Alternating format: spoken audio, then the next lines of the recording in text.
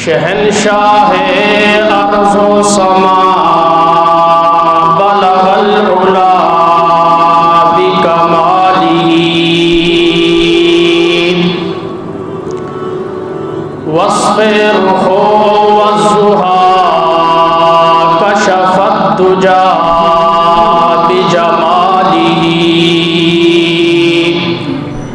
قرآن باخلاق اشگوار حسنت جمیع خصالہ صدقا یقینا راسخا صلوا علیہ وآلہ اللہم صل علی محمد وعلی آل محمد کما صلیت علی ابراہیم وعلی آل ابراہیم انک حمید مجید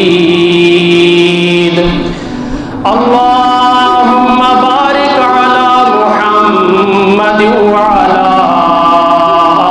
محمد کما بارکت علی ابراہیم وعلی آل ابراہیم انک حمید مجید۔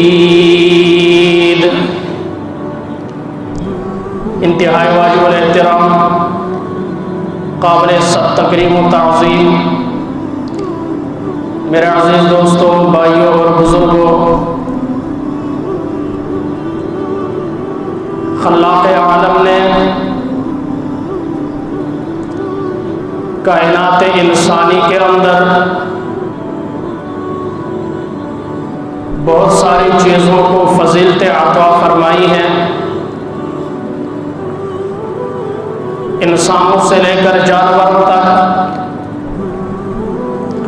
نباتات سے لے کر جمادات تک، ارضیات سے لے کر فلکیات تک،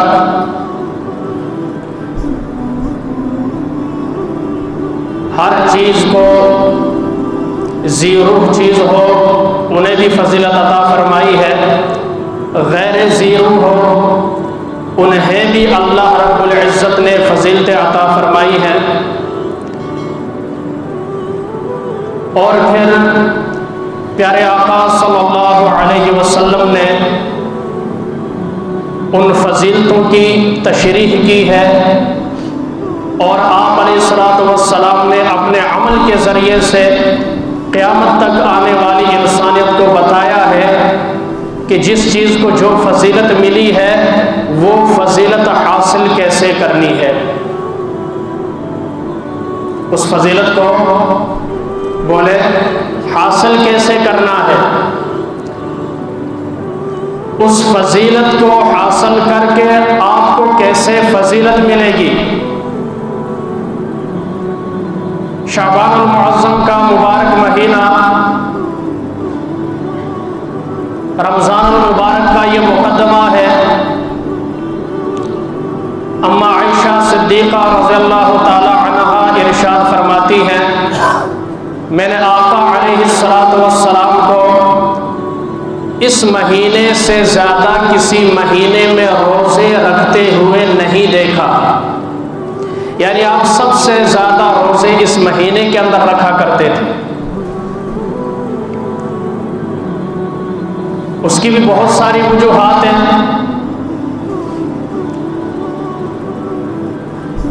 تمام محدثین نے اپنے اپنے انداز میں اس کی تشریح کی ہے، وضاحت کی ہے،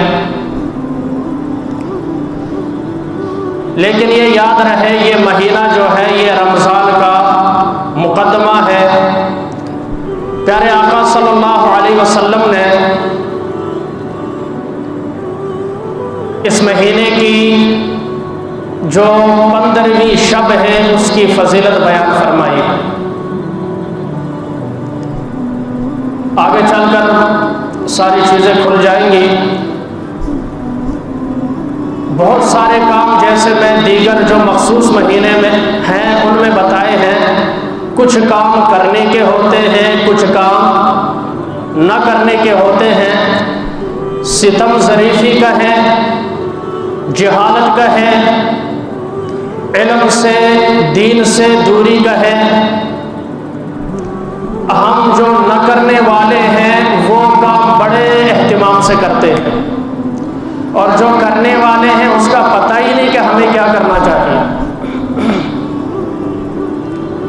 یہی بات ہے، جو کام نہیں کرنے والے، اب دیکھنا آتش بازی کرنے والی چیز ہے، آج دیکھنا بچے کو بھی پتہ ہے شب رات کے پٹاخے،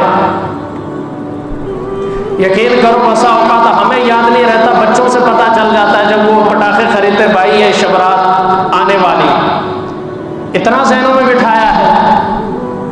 اب جو کام نہ کرنے والے ہیں کئی دن پہلے سے اس کی تیاریاں شروع ہو جاتی ہیں، اور جو کام کرنے والے ہیں اس کا کسی کو پتہ ہی کوئی۔ تو کچھ کام کرنے والے ہیں اور کچھ ایسے کام ہیں جن سے بطور خاص اہتمام کے ساتھ بچنا چاہیے۔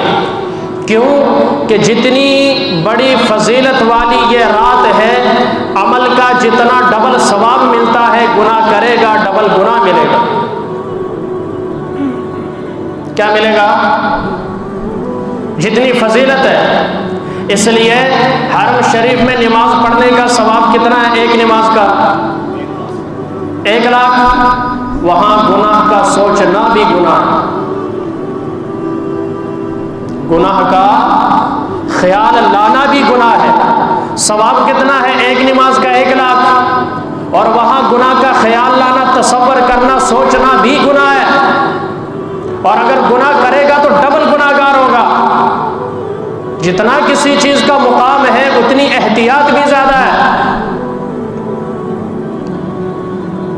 بہت ساری چیزیں مطالعے سے ظاہر ہے، جب آپ کسی چیز کو پڑھتے ہیں، تحقیق کرتے، بہت ساری چیزیں آتی ہیں۔ لب لباب اور خلاصہ جو ہے آپ حضرات کے سامنے رکھتا ہوں، 3 چیزیں ہیں۔ کتنے کام مستحب ہیں اس رات میں، اور اتفاق کی بات ہے وہ آج ہی کی شب ہے، آج ہی کی شب ہے۔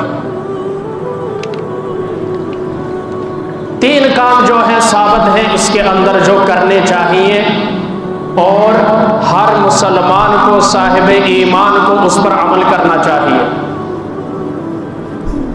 لیکن کچھ بدبخت ایسے ہیں جو اس رات بھی بخشش سے محروم رہ جاتے ہیں، کہ جب یہ چیزیں نبی علیہ السلام بیان فرماتے ہیں کہ یہ بدبخت اور محروم ہے، تو ہم اپنا ایکسرا کریں کہیں ان میں ہمارا شمار تو نہیں۔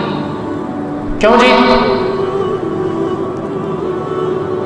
بھائی اپنے آپ کو پاک کرنے کا، جانچنے کا یہی فارمولہ ہے نا، کہ جب نبی نے کہہ دیا جس میں یہ بیماری، یہ تو ہم دیکھیں ہم ان میں شامل تو نہیں ہیں۔ اگر شامل کسی ایک میں بھی ہیں تو پھر ہم اس سے استغفار کریں، توبہ کریں، رجوع الی اللہ کریں، تاکہ ہمارا ان بدبختوں کے اندر شمار نہ ہو۔ اب وہ مختلف احادیث کے اندر مختلف ہیں، لیکن مین وہ 6 قسم کے بندے ہیں۔ ایک حدیث میں 7 ہے، ایک میں مزید تفصیل ہے۔ سب سے پہلا جو اس رات بھی بخشش سے محروم رہے گا، چاہے پوری رات جاگتا رہے، پورا دن روزہ اس نے رکھا، وہ مشرک۔ کون ہے مشرک؟ مشرک اس کو کہتے ہیں جو اللہ کی ذات میں، صفات میں کسی انسان کو، کسی مخلوق کو، زیرو ہو یا غیر زیرو ہو، جمادات میں سے ہو، نباتات میں سے ہو، ارضیات میں سے ہو، فلکیات میں سے ہو، موجودات میں سے ہو یا مغیبات میں سے ہو، کسی سے بھی ہو، جو بھی ان میں خدائی صفات جو ہے تلاش کرے گا اسے کیا کہتے ہیں؟ مشرک کہتے ہیں۔ اور قرآن مجید کا صاف اعلان ہے، ان اللہ لا یغفر ان یشرک بہ، اللہ تعالیٰ معاف نہیں فرمائے گا اس کو جو اس کے ساتھ کسی کو شریک ٹھہرائے گا۔ کیا ٹھہرائے گا؟ شریک ٹھہرائے گا۔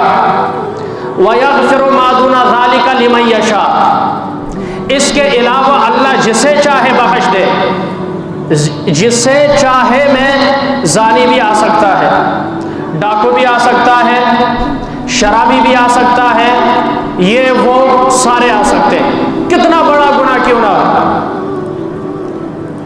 جسے چاہے۔ لیکن مشرک اتنا بڑا بدبخت ہے، اتنا بڑا شقی ہے، اتنا بڑا مجرم ہے اور اتنا محروم ہے رحمت خداوندی سے، اللہ اسے معاف نہیں فرمائیں گے، اگرچہ ساری زندگی اس نے شرک کے علاوہ کوئی اور گناہ نہیں کیا، تب بھی اس کی بخشش نہیں ہے۔ یہ اللہ کی ذات میں بغاوت ہے،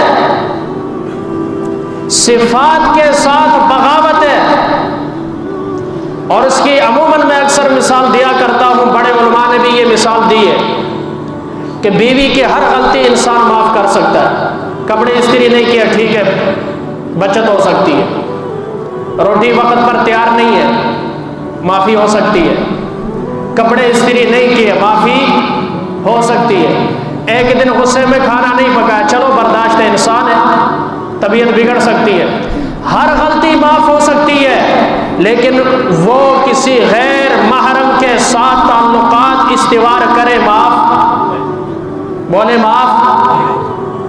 جب ایک مرد حق زوجیت میں غیر مرد کو برداشت نہیں کرتا، غیرت کے خلاف ہے، بالکل اسی طرح اللہ بھی عبادت کے اندر، ربوبیت کے اندر، الوہیت کے اندر کسی غیر کو برداشت نہیں کرتا۔ یہ بغاوت ہے۔ باغی کی سزا ہر مسلک میں اور ہر شریعت میں، ہر ملک میں سزا قتل ہے، پھانسی ہے۔ کیا ہے؟ اگر کوئی فوجی کرے گا تب بھی کیا ہوتا ہے؟ کورٹ مارشل ہوتا ہے کہ نہیں؟ کیوں؟ اس لیے کہ ملک کا غدار ہے باغی، مشرک جو ہے اللہ کا غدار ہے، باغی ہے، اس لیے اس کی بخشش، بولے بخشش۔ اب پھر شرک کی چند اقسام میں آپ حضرات کے سامنے رکھتا ہوں، ان میں سے ایک شرک فی العبادت ہے، عبادت کے اندر کسی کو شریک کرنا، جیسے نماز، رکوع، سجدہ، منت، نظر و نیاز، چڑھاوا، یہ ساری کیا ہیں؟ قربانی، یہ عبادتیں ہیں۔ اب کسی اور کے نام کی نماز بولتے جائیں، کسی اور کے سامنے رکوع، کسی اور کے سامنے سجدہ، کسی اور کے نام کے قربانی، جب قربانی نہیں کر سکتے تو چڑھاوا کیسے چڑھا سکتے؟ کسی ایک کی بھی، کسی اور کے لیے اللہ کے علاوہ حج کسی اور کی طرف سے کر سکتے ہیں، کسی اور کی طرف سے کر سکتے ہیں، لیکن کسی اور کے لیے بطور عبادت کے نہیں کر سکتے۔ یہ شرک فی العبادت ہے۔ وہ معبود ہے، ایاک نعبد و ایاک نستعین، 150 صحیفے یا 130 صحیفے، 4 کتابیں، ان تمام کتابوں کا خلاصہ قرآن مجید کے اندر، قرآن کا خلاصہ جو ہے سورہ فاتحہ کے اندر، اور سورہ فاتحہ کا جو خلاصہ ہے وہ بسم اللہ کی با میں ہے۔ با ملانے کے لیے، الصاق اسے کہا جاتا ہے، ملانے کے لیے ہوتا ہے، تو ہر چیز کو رب کے ساتھ ملانا، یہ کیا ہے؟ توحید، اسی کا نام ہے بھائی، کہ ہر چیز سے کٹ جاؤ، اپنے آپ کو رب کے ساتھ ملاؤ، عبادت کے ذریعے سے، ریاضت کے ذریعے سے اور عاجزی کے ذریعے سے، انکساری کے ذریعے سے، اوامر پر عمل کر کے نواہی سے بچ کر، یہ سارا کا سارا کیا ہے؟ یہ ساری کی ساری عبادتیں ہیں۔ اور بعض حضرات فرماتے ہیں با کا سارا خلاصہ با کے نقطے میں ہے، اور یہ نقطہ نقطہ وحدانیت کا ہے۔ یہ نقطہ کون سا ہے؟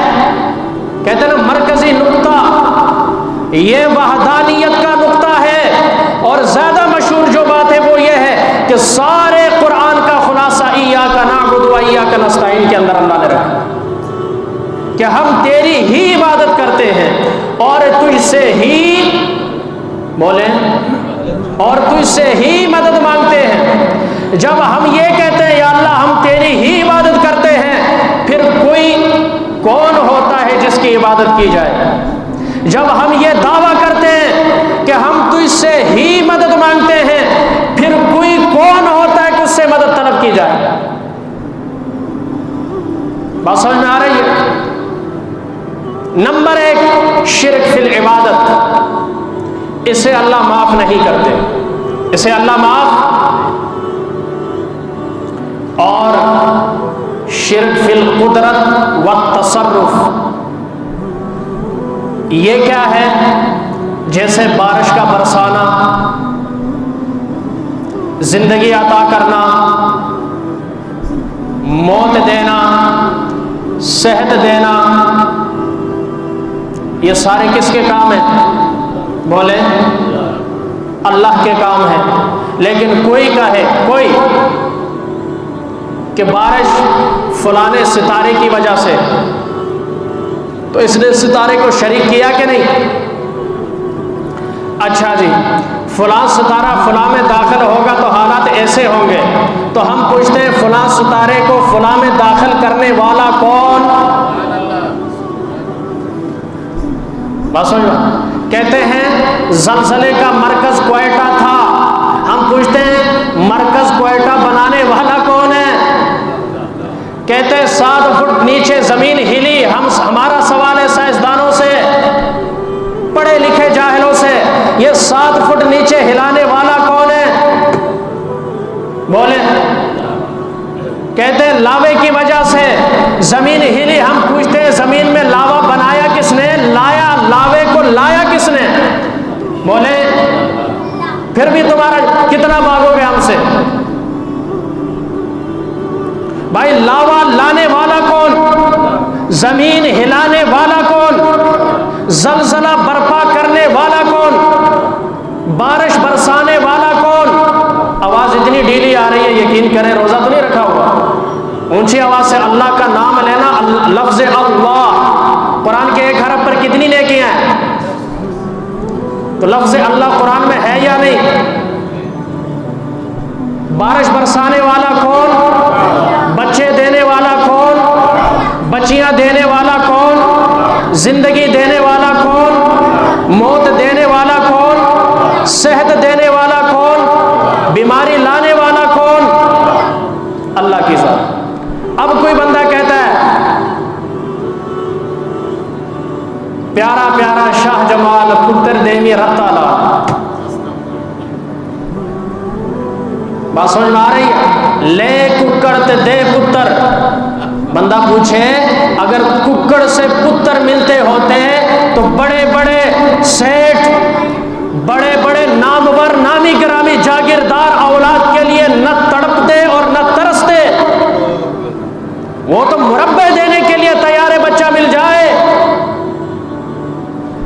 علی حجویری رحمت اللہ تعالی نے 4 شادیاں کی ہیں، نہ بیٹا نہ بیٹی، ثابت کرے تو۔ وہ کسی نے کہا نا، وہ ڈرائیور آواز لگا رہا تھا، سواریاں نہیں آئی، تو ڈرائیور آ کر کنڈکٹر جو شاگرد ہوتا ہے آواز دینے والا، اسے کہتا ہے شاہ دولا جسے دے مولا، کہتا استاد جی نہ دے مولا تو کی کرے شاہ دولا؟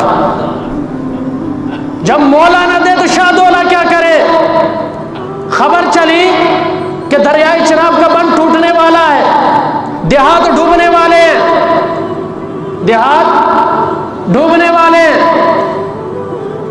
اللہ والے تھے، حقیقی اللہ والے تھے شاہ دولا، ہم ولیوں کے منکر نہیں ہیں، ہم مانتے ہیں وغیرہ ہے سارے لے کر گئے، وہ یہ سمجھے کہ بند باندھنے والے ہیں، تو فرمایا کدھر کا خطرہ ہے، کہاں پانی گر رہا ہے؟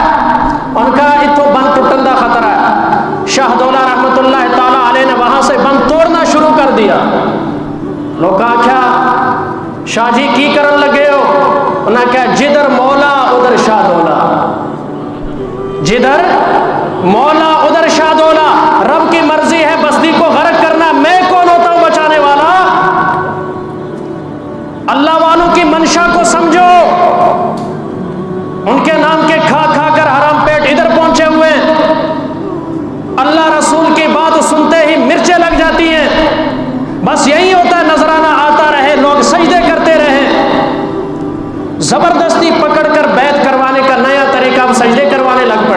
کہ سجدہ کرو گے تو آپ ہمارے مرید بنو گے۔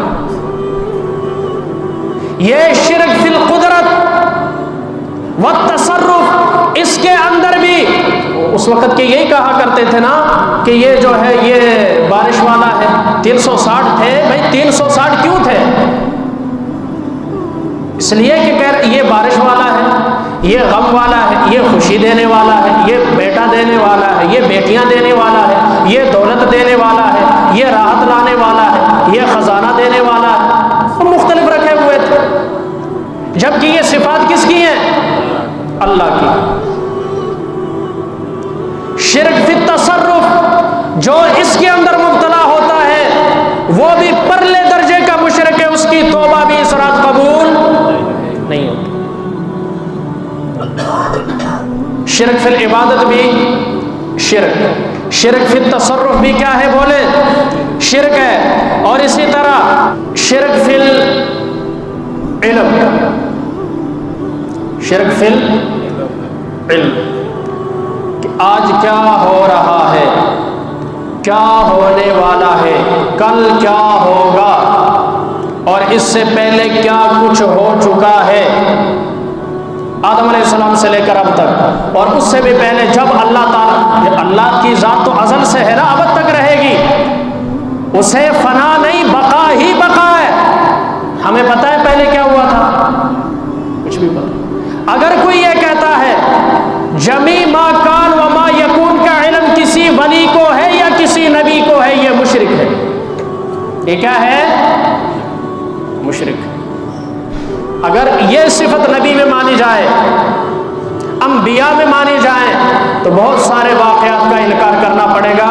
میں مختلف مجالس کے اندر، شاید درسوں کے اندر آپ حضرات کے سامنے یہ رکھ چکا ہوں۔ کچھ بندے آئے آقا علیہ الصلوۃ والسلام کی خدمت میں، سنیں، اگر ہم نبی کو عالم الغیب مانتے ہیں تو کیا ہوتا ہے؟ میں یہ بھی وضاحت کر دوں، ایک ہوتا ہے علم غیب اور ایک ہوتا ہے خبر غیب، دونوں میں کیا ہے؟ فرق ہے۔ دونوں میں کیا ہے؟ فرق ہے۔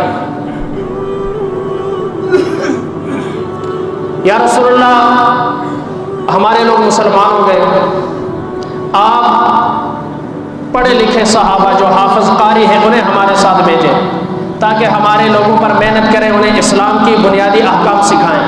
آپ علیہ الصلوۃ والسلام نے 70 صحابہ جو سارے کے سارے حافظ اور قاری تھے، کتنے؟ 70 صحابہ ان کے ساتھ بھیج دی۔ راستے میں جا کر انہوں نے غداری کی، انہوں نے سارے صحابہ کو شہید کر دیا۔ لمبا چوڑا واقعہ ہے، بئر معونہ کے اوپر حضرت عاصم رضی اللہ تعالیٰ عنہ کسی طریقے سے بچ کر نکل گئے، مقابلہ کرتے رہے، بالآخر انہیں بھی شہید کر دیا۔ تو وہاں پر ان صحابہ نے ایک جملہ کہا، صحابی فرماتے اللہ نے فوراً اسے قرآن کی آیت بنا دیا۔ کیا بنا دیا؟ بعد میں وہ منسوخ ہو گئی، بلغوا عنا قومنا انا لقینا ربنا ورضی عنا وارضانا، کہ ہماری طرف سے ہمارے نبی تک یہ پیغام پہنچا دو، ہماری قوم تک یہ پیغام پہنچا دو کہ ہم نے اپنے رب سے ملاقات کر لی ہے، اس حال میں رب سے ملاقات کی، وہ رب ہم سے راضی ہے، ہم اپنے رب سے راضی ہیں۔ 70 صحابہ کو شہید کیا۔ سوال ہمارا ہے کہ اگر نبی عالم الغیب تھے، نبی کو پتا تھا، اور اگر نبی کو پتا ہوتا تو 70 صحابہ کو بھیجتے؟ اور پھر ہوا کیا؟ جب آقا علیہ السلام کو پتا چلا، میرے نبی نے 1 مہینہ تک قنوت نازلہ فجر کی نماز میں، کیا رکوع میں جانے سے پہلے ہاتھ اٹھا کر ان کے لیے 1 مہینہ بد دعا کی۔ پھر ہوا کیا؟ طاعون کا مرض پھیلا جنہوں نے مارا تھا، اور کتے کی طرح ایڑیاں رگڑ رگڑ کر دنیا سے رخصت ہوئے، کتے کی موت مرے، نبی کی بد دعا لگ گئی۔ اگر نبی کو علم غیب ہوتا، نبی کبھی بولے۔ اور سب سے مشہور واقعہ حضرت اما عائشہ صدیقہ کائنات، صدیق کی بیٹی صدیقہ، نبی کی محبوبہ لاڈلی بیوی، جن کا نکاح آسمانوں پر ہوا، جن کی تصویر جبریل امین لے کر آئے، جب ان پر تہمت لگی، میرے نبی نے تمام صحابہ سے مشورہ کیا یا نہیں؟ میرے نبی پریشان ہوئے یا نہیں؟ حضرت عائشہ کو اپنے ماں باپ کے گھر بھیجا یا نہیں؟ بلکہ یہاں تک پوچھا، عائشہ اگر گناہ ہوا ہے تو اللہ سے معافی طلب کرو۔ تمام مسلک کی کی کتابوں میں نبی عالم الغیب تھے تو یہ کیوں پوچھا؟ سوال، اللہ تعالیٰ نے آیات نازل فرمائی. کیا نازل فرمائی؟ سورہ نور، پوری سورہ نور 18 آیتیں صدیقہ کائنات کی تطہیر کے اندر اللہ نے نازل فرمائی. سبحانک ھذا بہتان عظیم، یہ بہت بڑا بہتان ہے. میرے آقا کو لے کر گئے، جی آئیں ہم آپ سے معاہدہ کرنا چاہتے ہیں. منصوبہ یہ تھا، ایک بندے کو چھت پر لے کر گئے، اوپر پتھر رکھا کہ ہم نبی کو کہیں گے آپ یہاں انتظار کریں اور آپ اوپر سے پتھر پھینک دینا. اگر نبی عالم الغیب ہوتے تو کیا آپ ان کے ساتھ جاتے؟ بولے جبکہ منصوبہ بنایا ہوا ہے. یہ منصوبہ جب آپ وہاں نیچے کھڑے ہوئے، اوپر بندہ جانے لگا، فوراً جبریل امین نازل ہوا، یا رسول اللہ یہ پتھر پھینک کر آپ کو مارنا چاہتے، لہٰذا آپ یہاں سے تشریف لے جائیں. ایک ہے غیب کی خبر دینا، میں یہاں پر ہوں. شیخ صاحب آ کر کہتے ہیں قاری صاحب آج وزیر اعظم کی چھٹی ہو گئی ہے، مجھے تو پتا نہیں ہے، یہ خبر غیب ہے، مجھے پتا نہیں تھا، لیکن انہوں نے کیا کر دیا؟ بتا دیا. کیا کر دیا؟ بتا. جب انہوں نے بتا دیا تو یہ علم غیب اسے کہہ سکتے ہیں؟ بولے یہ تو انہوں نے بتایا.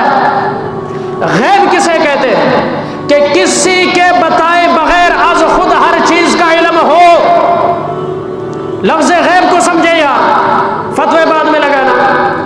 غیب اسے کہتے ہیں کسی کے بتائے بغیر اپنے قدرت سے، اپنی طاقت سے، اپنے علم سے ہر چیز کا علم حاصل کرنا. اور یہ کسی نبی میں ہو سکتا ہے؟ نبی کو نبی کس نے بنایا؟ نبی کو نبوت کا منصب کس نے عطا کیا؟ جب منصب اللہ کا عطا کرتا ہے تو علم بھی اللہ کا عطا کرتا ہے. اگر نبی میں یہ صفت مانے تو رب اور نبی میں کیا فرق ہوگا؟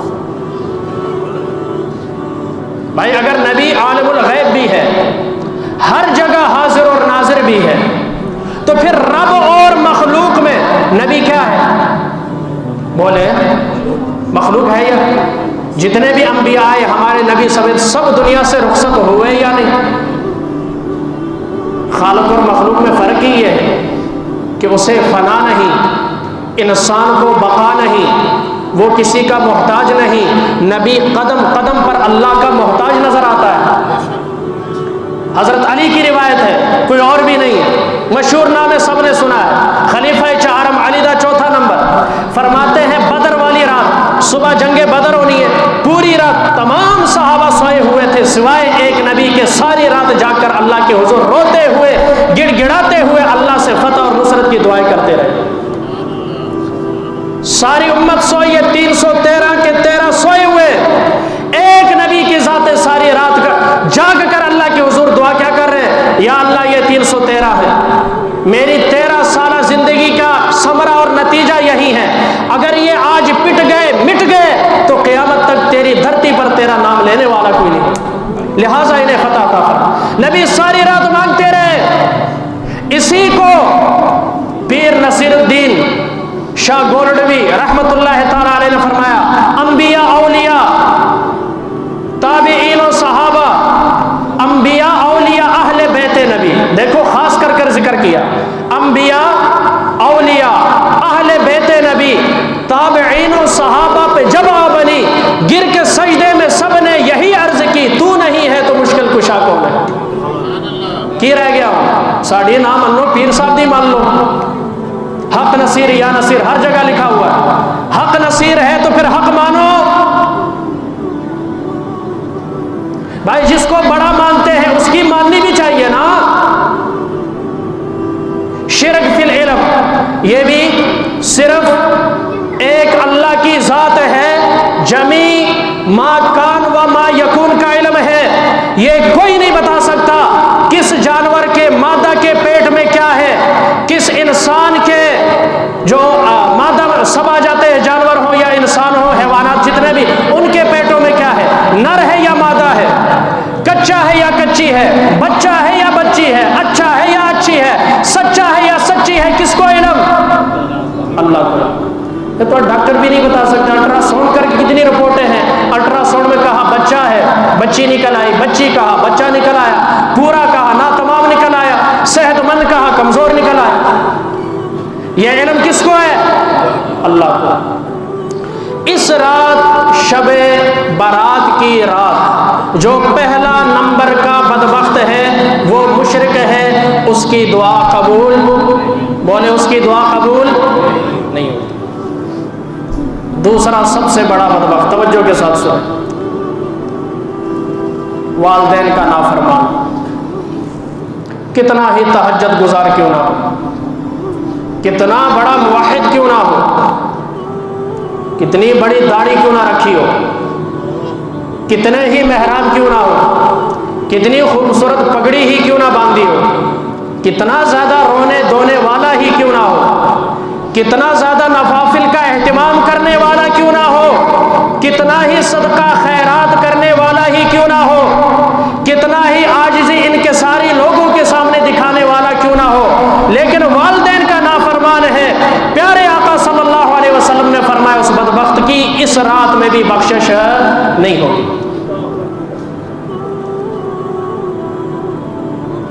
وَقَضَىٰ رَبُّكَ أَلَّا تَعْبُدُوا إِلَّا إِيَّاهُ وَبِالْوَالِدَيْنِ إِحْسَانًا. والدین کے ساتھ حسن سلوک. یار اس سے بڑھ کر کیا ہوگا, توجہ کے ساتھ فرمائے والدین اگرچہ مشرک کافر ہی کیوں نہ ہو پھر بھی ان کی گستاخی کی اجازت نہیں. پیچھے کیا رہ گیا آج کا نوجوان کہ ابا تیروں کی پتہ, اس پر میں نے کافی گفتگو کیا, نہیں کرتا ہوں بس. والدین کے نافرمان کسی لحاظ سے بھی, آپ بیوی کی مان کر والدین پر چڑھائی مت کریں. اسے خوش رکھنا, راضی رکھنا آپ کا کام ہے. اسے خوش رکھنا, اس کی وجہ سے والدین پر لان تان کرنا آپ کی ذمہ داری نہیں. بلکہ میں ایک بات آگے بڑھ کر کہتا ہوں. حضرت ابراہیم علیہ السلام تشریف لائے تو حضرت اسماعیل علیہ السلام گھر میں نہیں تھے. سنیں ذرا, حضرت ابراہیم علیہ السلام کی بہو ہے. پہلی مرتبہ جب ان کے ہاں گئے, پوچھا کہاں آپ کا بیٹا, تو ادھر گیا ہوا ہے. بیٹا بھی نہیں کہا بلکہ کہا وہ ادھر شکار کرنے گیا. کہا حالات کیسے ہیں؟ انہوں نے کیا لب ہے تو کھا لینا, نہ لب ہے تو پھر مصیبت ہی ہے, برداشت ہی کری ہے, یہ ہے وہ ہے, ایسا ہے ویسا ہے, ناشکری والے الفاظ کہے. بابا جی سمجھ گئے یہ میرے بیٹے کے قابل ہے نہیں ہے. کہا بیٹا جب وہ آ جائے اسماعیل اسے کہنا گھر کی چوکھٹ بدل دے. کیا کرے؟ نوجوانوں توجہ کے ساتھ, جن کی شادی نہیں ہوئی توجہ کے ساتھ سن لیں, کل کام آ جائے گا. چوکھٹ کیا کر دے؟ بدل دے. جب آئے تو خوشبو سے پہچان گئے. نبوت کی خوشبو الگ ہوتی ہے, اور بیٹا بھی کوئی عام بیٹا نہیں ہے, وہ بیٹا جو جسے ذبیح اللہ کہا جاتا ہے. کہا کوئی آیا تھا؟ کہا جی ہاں. بابا جی آئے سب. ان کا کیا کہا؟ کہا یہ باتیں ہوئی, آخر میں آپ کے نام ایک پیغام ہے, میسج دے کر گئے. میسج کیا؟ انہوں نے کہا گھر کی چوکھٹ بدل دو. وہ زبان کے ساتھ یہاں سے بھی فارغ تھی نا, سمجھی نہیں خود. کہا گھر کی چوکھٹ بدل دو. کہا پھر جاؤ, تمہیں میں نے آزاد کر دیا, مراد یہی ہے. گھر کی چوکھٹ سے مراد آپ ہی ہے, نکل جاؤ, آپ کو میں آزاد کرتا ہوں. دوسری شادی کی. پھر حضرت ابراہیم بڑے عرصے کے بعد تشریف لے کر گئے. جب پوچھا تو اس نے خوب آؤ بھگت کی, کھلایا پلایا, اور شوہر کے محبت کے گن گانے لگی, بڑے بڑے تذکرے کرنے لگی. جاتے وقت کہا کہ میرا بیٹا جب آئے اس سے کہنا چوکھٹ برقرار رکھے. کیا رکھے؟ والدین یوں بچوں کا خیال رکھا کرتے ہیں, تو بچوں کو بھی چاہیے والدین کے کیا رکھے؟ خیال رکھے. جب حضرت اسماعیل علیہ السلام شکار سے واپس آئے تو باتیں کہا لگتا ہے کوئی آیا تھا. جی ہاں بابا جی آئے تھے. کہا وہ میرے والد محترم تھے, کوئی میسج دے کر گئے. انہوں نے کہا آخر میں یہی کہا چوکھٹ کو برقرار رکھو. کہا اس سے مراد آپ ہی ہیں, لہٰذا آپ میرے قابل ہیں.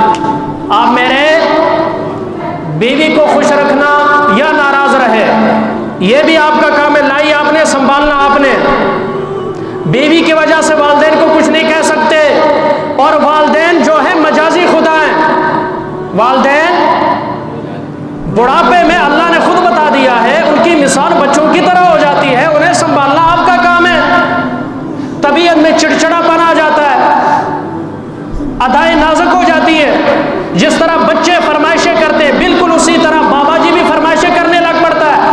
جس طرح تمہارے والدین نے تمہاری فرمائشیں پوری کی تمہارے بچپن میں، اللہ ارشاد فرما رہے ہیں ان کے بڑھاپے میں ان کی فرمائشیں پوری کرنا تمہاری ذمہ داری۔ اونچی آواز میں بولنا کہ ابھی تک شکر ہے میں نے آپ کو اپنے ساتھ رکھا ہوا ہے، تو کون ہوتا ہے ساتھ رکھنے والا؟ تو جو دن والدین نے ساتھ رکھا، جب تک ماں نے دعا نہیں کی صحابی کی روح قبض نہیں ہوئی، کلمہ نہیں پڑھا جا رہا۔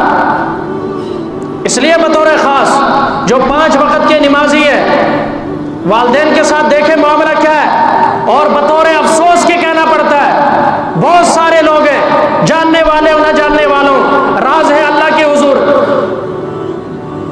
نماز پڑھتے ہیں، سارا کچھ کرتے ہیں، باہر معاملہ ٹھیک ہے، لیکن والدین کے ساتھ رویہ اچھا نہیں ہے۔ میں اللہ کی قسم اٹھا کر کہتا ہوں آپ کی نمازوں کا فائدہ نہیں ہے۔ نماز بے حیائی اور برے کاموں سے، بولے جو تمہیں والدین کی بے ادبی سے نہیں روکتی وہ نماز تمہارے کس کھاتے؟ لہٰذا والدین سے معافی مانگے۔ پر بیٹا نمازی ہے اور والدین کس کے ساتھ رہتے ہیں؟ جو بے نمازی، اس لیے کہ وہ اخلاق میں اچھا ہے۔ نمازی کے ساتھ والدین نہیں رہتے، جس نے سنت رسول رکھی ہے اس کے ساتھ والدین نہیں رہتے۔ کیا وجہ ہے؟ والدین کو تیرے ساتھ ہونا چاہیے کہ تو باشرع انسان ہے، شریعت کا پابند ہے، اور شریعت ہی نے بتایا ہے کہ والدین اللہ کے بعد کس کا بڑا حق ہے؟ بولے کس کا ہے؟ والدین کا۔ پیر نو راضی کرن واسطے لوہر ٹر جاندے نے، ماں نو راضی کرن واسطے کمرے چ پیر نہیں رکھتے۔ وہ کیسا پیر ہوگا مجھے اندازہ نہیں ہے اس کا کہ ماں باپ بد دعائیں دیتے، یہ پیروں نو راضی کرن گیا۔ انا للہ و انا الیہ، پوری قرآن کی ایک آیت دکھا دے پیر کو راضی کرنے کا اللہ نے کہا۔ کس کے بارے میں کہا؟ والدین کو خوش رکھنا۔ وبالوالدین احسانا۔ بہرحال بات لمبی ہو جائے گی، موضوع بہت لمبا ہو جائے گا، کچھ اقسام ہیں سن لیں۔ نمبر 3، نمبر 1 شرک، نمبر 2 والدین کا نافرمان، اس رات بخشش نہیں ہوگی۔ نمبر 3 وہ انسان جو مسلمان کا بغض، کینہ اور حسد اپنے سینے میں رکھتا ہے۔ مسلمان کا بغض، اب حسد کی وجہ سے کیا کیا بیماریاں پیدا ہوتی ہیں، وہ 8 بیماریاں پیدا ہوتی ہیں، اس کا وقت کوئی نہیں، پھر کسی موقع پر۔ حسد کی وجہ سے، اب دیکھیں میں نے پہلے بھی ایک موقع پر بات کی تھی، انسان کے جسم کا بادشاہ دل ہے۔ کیا ہے؟ بولے کیا ہے؟ دل ہے۔ دل میں اللہ بستا ہے، لیکن یہ دل مسلمان کی نفرت کے گند سے بھرا ہوا ہے، تو کیا اللہ کی رحمت یہاں آئے گی؟ میں نے اس دن بتایا تھا کہ جس گلاس میں پیشاب کا قطرہ ہو اس میں ہم پانی، دودھ، کوئی بھی مشروب ہے، جس برتن میں ہمیں پتہ ہو یہ ناپاک ہے، ہم کھانا نہیں کھاتے۔ جس دل کے اندر مسلمان کی نفرت موجود ہے، مسلمان کا بغض موجود ہے، کینہ موجود ہے، یہ دل پاک نہیں ہے، یہ ناپاک ہے، اور ناپاک دل میں اللہ کی رحمت نہیں آتی۔ ناپاک دل میں اللہ کی رحمت، دل صاف کرنا، دل کو صاف کرنا۔ قد افلح من زکاہا، قد افلح من تزکا، 11 قسمیں کھائیں، 11 قسموں کے بعد اللہ ارشاد فرما رہے ہیں قد افلح من زکاہا، وہ شخص کامیاب ہو گیا جس نے اپنے دل کو پاک کیا۔ کس کو؟ میرے آقا نے فرمایا کہ جسم کے اندر ایک گوشت کا لوتھڑا ہے، اگر وہ ٹھیک تو سارا جسم ٹھیک، اگر وہ خراب تو سارا جسم خراب۔ 3 مرتبہ فرمایا الا وہی القلب، الا وہی القلب، الا وہی القلب، آگاہ رہو وہ دل ہے، وہ دل ہے، وہ دل ہے۔ دل وہ کوٹھی کیوں بنائی ہے، اس گڈی کیوں لائی ہے، اسے ترقی کیوں ہو رہی ہے، اس کے بیٹے کو نوکری کیوں ملی ہے، وہ ملازم کیوں لگ گیا، یہی تذکرے۔ پھر یہی عورتیں جلن کی وجہ سے آمروں کے ہتھے جا کر تبیزات کرتے، اگلے کا بیڑا غرق کر کے رکھ دیتے، حسد کی وجہ سے۔ کس کی وجہ سے؟ جو حاسد ہے، مرد ہو یا عورت، اس رات لیلۃ القدر والی رات، شب برات والی رات، اللہ اس کی دعا قبول، بخشش قبول نہیں کرتا۔ نمبر 4، قطع رحمی کرنے والا، جو رشتہ داروں کے ساتھ نہیں بولتا۔ میرے آقا نے فرمایا کسی مسلمان کے لیے جائز نہیں وہ 3 دن سے زیادہ کسی مسلمان سے ناراض رہے۔ کتنے دن سے؟ فرمایا اسے جنت کی خوشبو بھی نہیں آئے گی اگر اس حال میں مر گیا، اور جنت کی خوشبو 500 سال کے فاصلے سے آتی ہے، یہ اتنا محروم ہے۔ اس رات اس کی دعا بھی اور بخشش بھی قبول، بولے قبول نہیں۔ نمبر 5، پکا شرابی۔ کون؟ پکا شرابی، اس کی دعا بھی قبول نہیں ہوگی۔ تشریح بہت لیکن نہیں کرتا، آگے کچھ چیزیں ہیں بتانے والی۔ اور ایک لکھا ہے جو بندہ شلوار ٹخنوں سے نیچے رکھتا ہے، سنیں توجہ کے ساتھ، بتا کر تھک گیا ہوں، تقریباً ہر 5-6 دن کے بعد یہاں ہر نماز میں بتاتا ہوں بعد میں۔ بخاری اور مسلم کی روایت، صحیحین کی روایت، متفق علیہ روایت، ما اسفل من الکعبین من الازار فی النار، جو حصہ شلوار کا ٹخنوں سے نیچے ہے وہ آدمی جہنم کے اندر جلے گا۔ شلوار ٹخنوں سے نیچے کرنے والا فاسق ہے، گناہ کبیرہ کا مرتکب ہے، اس کی بھی بخشش نہیں ہوگی۔ حیرانگی ہوتی ہے شلوار مردوں کی یہاں اس ایڑی سے بھی نیچے ادھر آ رہی ہوتی ہے، اور بعضوں کا میں نے دیکھا ان آنکھوں سے پھٹ گئی ہے یہ جگہ، پانچے پھٹ گئے نے، پھر بھی انہوں نے عقل نہیں آئی۔ پھر کہنا ٹنگنا گناہ ہے، تو تسی سوائی نہ کہ ٹنگن دی لوڑی نہ پو۔ اگلا مشورہ بھی ہم سے پوچھ لیں، آپ کے ہر سوال کا جواب ہے ہمارے پاس۔ ٹنگنا گناہ ہے، اوپر کرنا گناہ ہے، تو لمبی سلوانا بھی تو گناہ ہے نا۔ نبی نے جب منع کر دیا، تمہیں نبی کا وہ جو مکروہ کیا ہے، اوپر کرنا مکروہ ہے، رکھنا حرام ہے، حرام سے بچنا چاہیے یا مکروہ سے بچنا چاہیے؟ بولے مکروہ تو آخری درجہ ہے، حرام تو پہلا درجہ ہے۔ اس لیے توجہ کے ساتھ عورتوں کو حکم ہے کہ اپنے پانچوں کو نیچے کرے، مردوں کو حکم ہے اوپر کرے۔ مارکیٹ میں بازار میں رہتے ہیں، آپ اندازہ کریں عورتوں نے اوپر کیا ہوا ہے، مرد نیچے رگڑ رہے ہیں۔ شیطان کا کام دیکھے ذرا، کس سمت لگا دیا ہمیں، اور نام کیا رکھا ہے جب عورتیں سلواتی ہیں؟ ملا کٹ۔ کون سی کٹ؟ ملا کٹ شلوار سلوانی ہے، شاباش۔ اے ملا کٹ نہیں ہے فرشتیاں دا، اور ڈنڈا جدوں پوے گا پتہ چلے گا ملا کٹ کی ہوندی ہے۔ پھر وہاں ایک کٹ نہیں کہیں کٹ لگیں گے، تمہیں لگ پتا جائے گا تم نے کون سی کٹنگ کروائی تھی۔ جب اللہ رسول کی بات آ جائے فیشن کو چھوڑ دو۔ اللہ کی قسم، اللہ کے نبی کا فرمان ہے، لیلۃ القدر والی رات بھی شلوار ٹخنوں سے نیچے رکھنے والے بدبخت کی توبہ دعا قبول نہیں ہوگی، شب برات والی رات بھی اس کی دعا قبول۔ اور یہ رات کتنی مبارک رات ہے، پیارے آقا صلی اللہ علیہ وسلم نے فرمایا اس رات اللہ تعالیٰ قبیلہ بنو کلب کی جو بکریوں کی تعداد ہے، دوسری روایت ان کے جو بالوں کے سب سے زیادہ عرب کے اندر اس قبیلے میں بکریاں ہوا کرتی تھی، ان کے بکریوں کے بالوں کی تعداد کے برابر اللہ تعالیٰ گناہ گاروں کی بخشش فرماتے ہیں۔ اتنی بڑی رات ہے لیکن اے اتنا بدبخت ہے، شلوار ٹخنیاں تو تھلے رکھنے والا، والدین کا نافرمان، شرک کرنے والا، بغض حسد کینہ رکھنے والا، شراب پینے والا، قطع رحمی کرنے والا، انہاں دی بخشش اس رات وچ بھی کوئی نہیں۔ بات سمجھ میں آ رہی ہے؟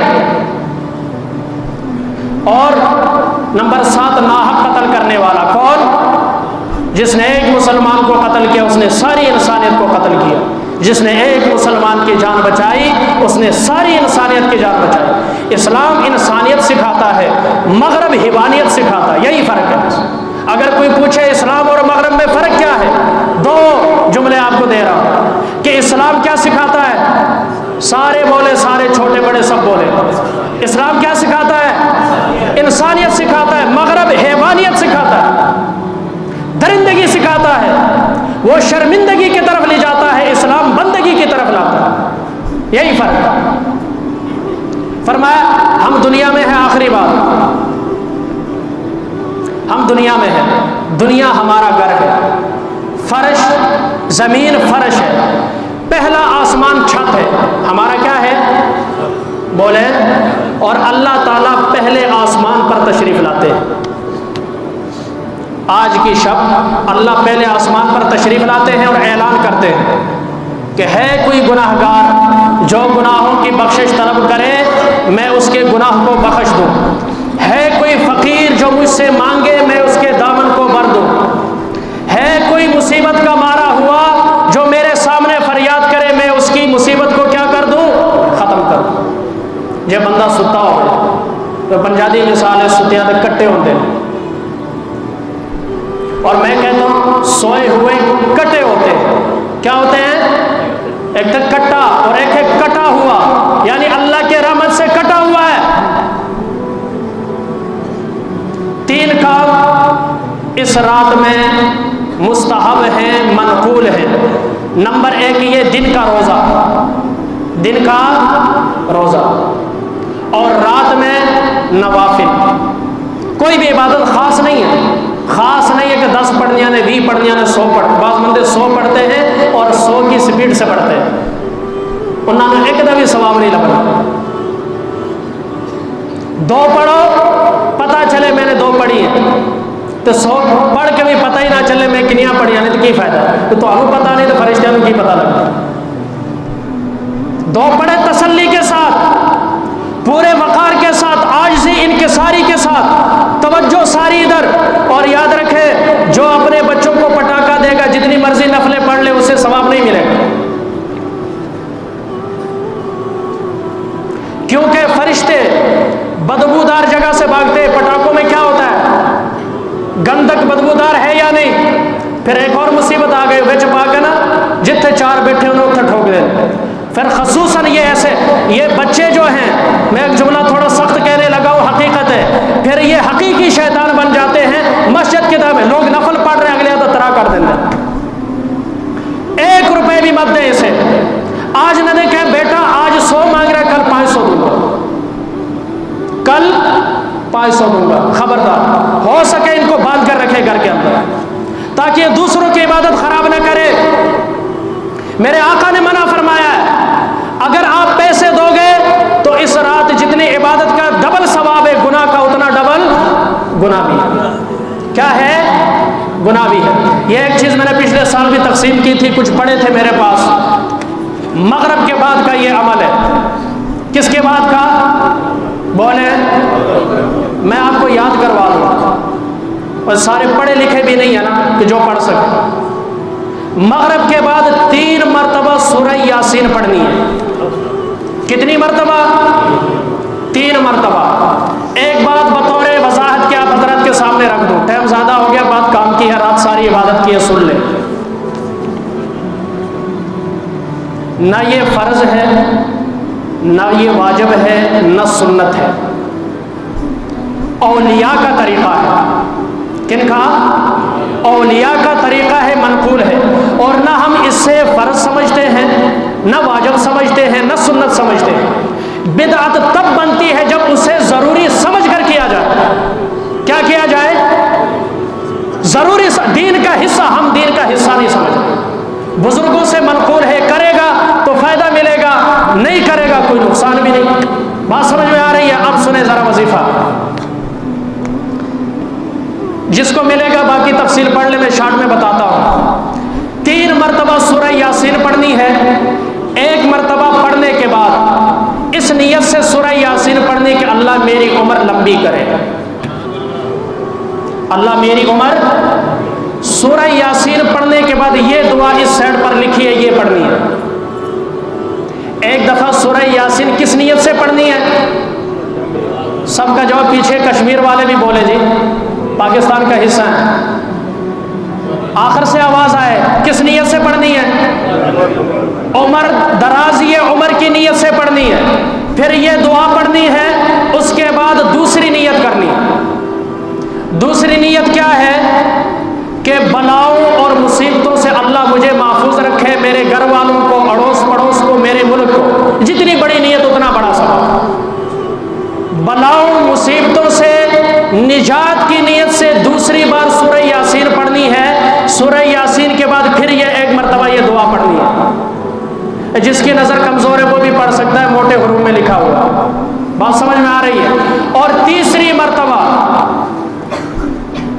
کتنی مرتبہ؟ تیسری مرتبہ جو نیت کرنی ہے وہ کیا ہے کہ یا اللہ مجھے زندگی میں اپنے سوا کسی کا محتاج نہ بنا۔ اس نیت سے پڑھنی ہے سورہ یاسین، اور تیسری مرتبہ یہ دعا پڑھنی ہے۔ اگر کوئی عام بندہ جو ناظرہ خواہ ہے، کم از کم آدھا گھنٹہ لگے گا، اس سے زیادہ یہ عمل کرنا۔ مغرب کے بعد، عشاء کے بعد نہیں، کس کے بعد؟ مغرب کے بعد یہ عمل کرنا ہے۔ اللہ ہم سب کو اس رات سے بھرپور فائدہ اٹھانے کی توفیق عطا فرمائے۔